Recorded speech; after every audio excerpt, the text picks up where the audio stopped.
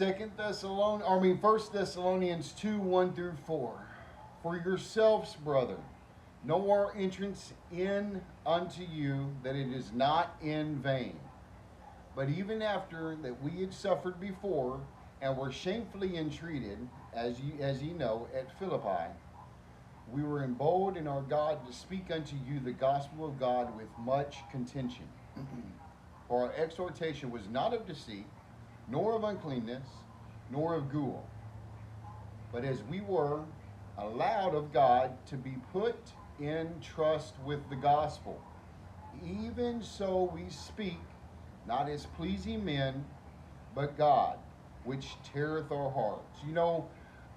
Paul wrote Philippians, a letter to, it's called Philippians, to the church in Philippi, and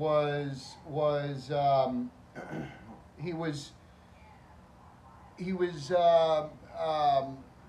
persecuted for speaking the truth, because too many people still today, back then, like nothing has changed. People are still, they don't want to hear the truth. They want to go into a mega church or something. I'm not saying any names. I'm not even smaller churches that just want to push God's promises and his love and how he loves us no matter what, and that is all true.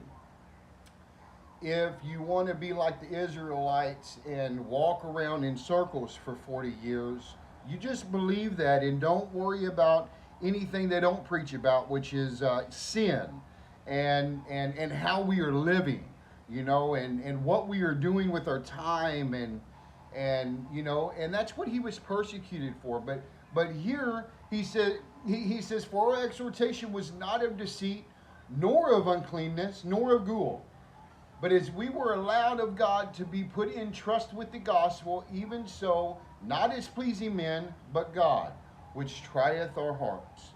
Whenever we go to a service on Sunday, I'm convicted.